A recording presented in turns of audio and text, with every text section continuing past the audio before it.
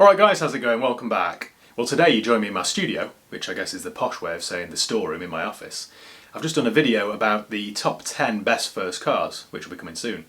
Anyway, I've just had delivered a 2004 Lexus Ls430.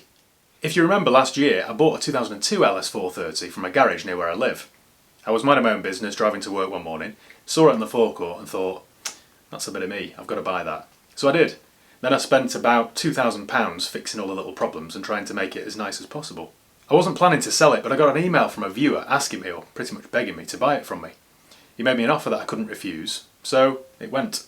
But I'd always promised myself that if ever I were offered a post-facelift, one of those ones with the clear lights and the better alloys, preferably in black, then I would buy it, because they're great cars and I love them. Fast forward a few months, lo and behold, I got an email from a viewer down south with a 2004 post-facelift black Ls430. I mean, how could I say no to that? Now, I've paid just £2,500 for this car, plus £150 delivery from down south. So it owes me £2,650, which sounds great, doesn't it? But that's not the full story, because it probably needs somewhere between £1,500 and £2,000 spending on it to make it as good as possible. And then I figured it will owe me the best part of £4,500, and it's got to be worth £6,000. Those post-facelift Ls430s do fetch a premium. Let's go and have a look, shall we?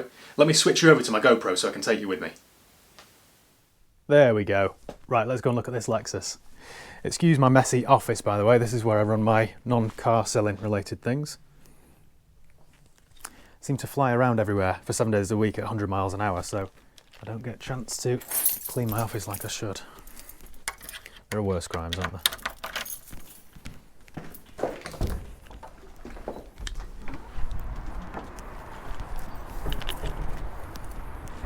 Old AMG there.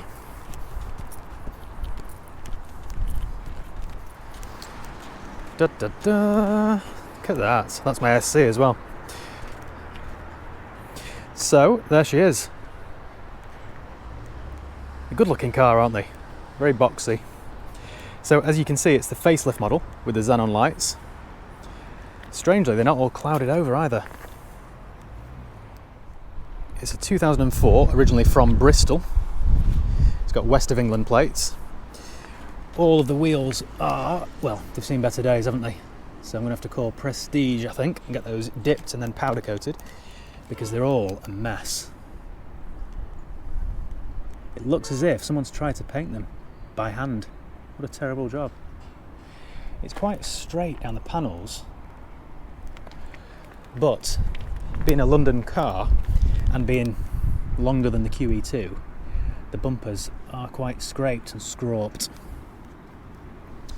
So I'll have to get both bumpers painted. Yeah, more bad wheels. They're a mess, aren't they? Quite straight down the panels though. We've got more damage here. It's not too bad, but it does need repainting. Moving inside, and we've got a very matte finished wing mirror there. Looks like that's been painted with an aerosol tin. Inside we've got a full beige leather interior, but it is very grubby. Well, the back's better. Probably never been sat in.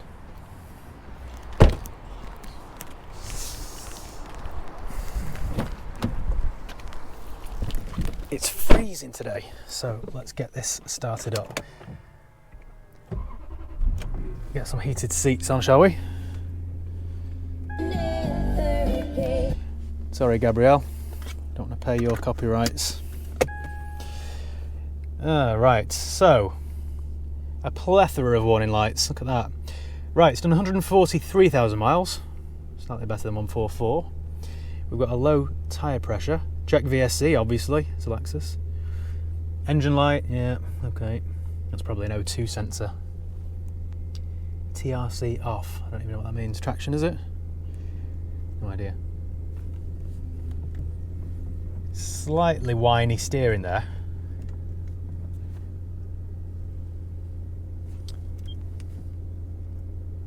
Sat-nav works, unlike my Lexus SC. Right, how do I turn the temperature up? There we go. Let's get this warm. Look at my oscillating vents. How cool is that? So inside we've got a sunroof, blinds. It's all very tidy actually. It does need a good clean though, as you'd expect for a 18-year-old beige interior. My plan with this one, as always, is to service the gearbox, service the engine, make sure if the timing belt's been done. If it hasn't, get that replaced. I need to sort out the engine light and all the other lights, figure out what's going on there. Do the paintwork, do the wheels, and then we've probably got a well-sorted car.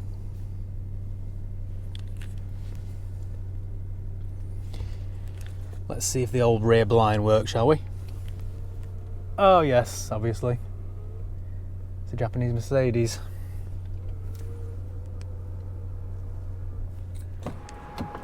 Let's have a look under the bonnet then. Turn that off.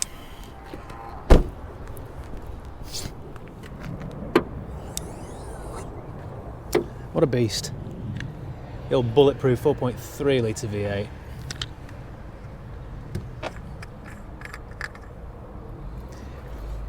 No mayonnaise, that's a good sign. I mean, looking through the service history on this car, this thing will last for many, many years. I was just hoping to see a sticker for a timing belt. I'm actually surprised the bonnet struts still work. They always seem to fail.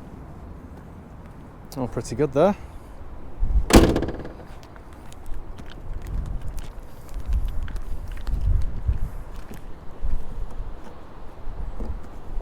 How do I get in the boot? Oh, speaking of bonnet struts, the boot struts have failed. Well, it's very clean, isn't it? It's very clean. Yeah, very good. Right, so I can add 2 boot struts to my growing list. Finally getting a little bit warmer. Now, before buying any car, I would recommend that you do a vehicle history check. Now, I've done the vehicle history check today through a company called Car Vertical. All you do is go to Car Vertical's website, type in your vehicle registration number or the VIN number, and it will pull up all the car's history. It'll tell you if it's ever been stolen, ever had a colour change, ever been involved in an accident. It'll just save you buying a total lemon. If you click the link below in the video description, they'll even give you 10% off your first check. Let me demonstrate to you how this all works. So, you type in the vehicle reg, and here we go. It's all clear. Never been stolen. I mean, it's a Lexus LS, so that's no surprise. Never been in any accidents, not got any outstanding finance on it, so it's all clear. But let me give you an example of what a bad report might look like. So, as you can see with this one, it has got a dodgy history. I can't stress this enough, before you buy any car, make sure you check its history. People sometimes get quite mean about it. Oh, I don't want to spend that much money checking its history. But it's definitely worth doing. It just saves you buying a headache. Shall we take this for a drive? See what it's like. Oh. Safety first. Let's go. Oh. I thought my gearbox had failed then. I wondered why I wasn't engaging drive. Try putting it in drive, shall we? The brakes are grinding, but that could be because we've had bad weather and it's been sat for a few days on the car park. If you've never driven a Lexus LS before, just to give you some idea of what it's like to drive, imagine hooking up a smooth but lazy V8 to your sofa. That's pretty much what this is like.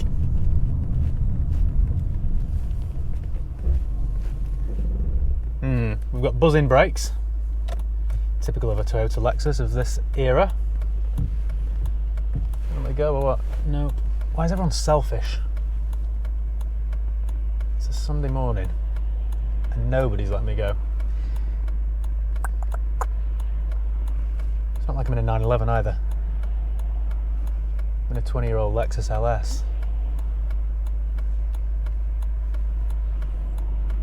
Sorry about this, is hardly riveting viewing, is it?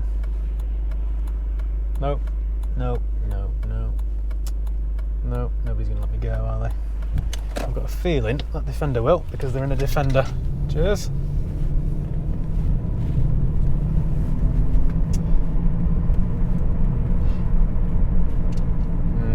We've got a wheel bearing noise. I would say either near side front. It could be both actually. Definitely coming from the front, but yeah, wheel bearing noise. I seem to remember having that same noise on my 02 LS. Fortunately, it wasn't a big job. Something else that's prone to failing on this era of Lexus is the radiator. It was starting to leak on my 02 one, so I had that replaced. So I'll have to get that inspected on this. Well, it's as smooth as silk though. The gearbox is smooth. That droning from the wheel bearing would get on my nerves though. I'll have to get that sorted. I think first thing tomorrow I'll run it to the workshop, get them to get it up on the ramp and see what it looks like, get them to do a timing belt change, full service, then run it to the auto gearbox specialist and get that done. I've got a feeling with this, somebody's out on a test drive. My Impreza wagon. I've got a feeling between this, my SC and my Westminster, next week's repair bills will set me back around about 5,000 quid. So anyway, they all need the attention. I don't mind really. Keeps all these aging classics on the road, doesn't it? I need to figure out why the engine light's on, why the TRC light's on, and also why the VSC light is on. It could all be one thing, you know. That's quite often the case with cars. If you get multiple lights on, it's quite often just one thing that brings them all on. Fingers crossed. They're such a comfortable old cruiser, these. Once it's sorted mechanically, then I'll get the wheels done, and then I'll take it to the body shop. Now, usually Lexus paint is very thick, which means that after a good buff, this thing should look like new. I think I'll order a fresh set of plates for it, and then God knows what I'm going to do with it. I really don't need one, I just like these cars. I'm quite impressed, quietly. I'd say it needs slightly less preparation than my 02 one that had juddery brakes as well, so the disc needed to be replaced. I think one thing I'll do, I think I'll go to Lexus and order a brand new set of mats for it. That should lift it. Believe it or not, Lexus Stockport still stock mats for the old LS. They're about 100 quid, which is a bit of a waste of money, but as soon as you open the door and see brand new mats, I think it just looks good. Well, I think I'll leave this video there. I'm going to spin back round and drop this at my mechanics ready for tomorrow morning, and then I will catch up with you at part 2. So cheers guys, thank you once again for watching. Make sure you check out Car Vertical before you buy any used car, and yeah, I'll see you next time. Cheers guys.